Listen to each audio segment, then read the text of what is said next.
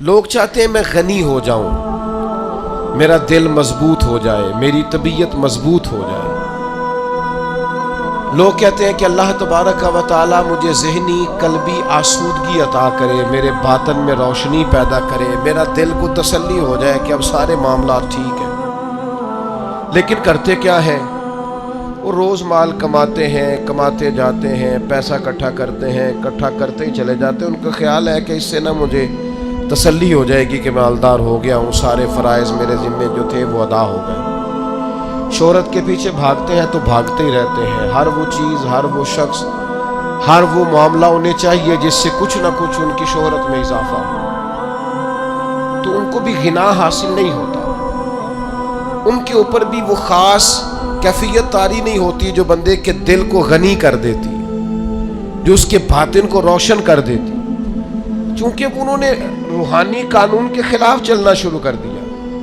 دولت تو آپ اتنی کماتے جاتے ہیں، اس کی بھوک بڑھتی جاتی ہے۔ اللہ کے حبیب علیہ السلام نے فرمایا سوائے قبر کی مٹی کے کوئی چیز ابن آدم کا پیٹ بھر سکتی، بھرتا ہی نہیں۔ آپ کی پیاس بڑھتی جاتی ہے، بھوک بڑھتی جاتی ہے، اور زیادہ عالم مزید کی طلب بڑھتی جاتی ہے۔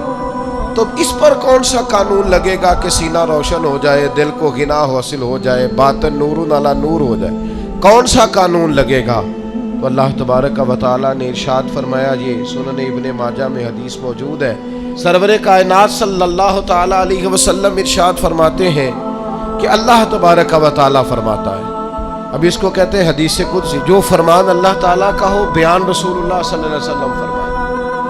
اللہ تعالیٰ فرماتا ہے بندہ مومن سے، کیا فرماتا ہے؟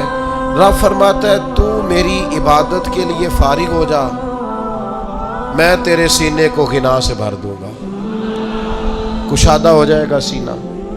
لیکن تو فارغ ہی نہیں ہو رہا، تو مصروف ہی بڑا ہے، تو کہتا ہے کام سے ٹائم ہی نہیں ملتا۔ اللہ کہتا ہے عبادت کے لیے فرصت نکال، میں تیرے سینے کو غنا سے بھر دوں گا۔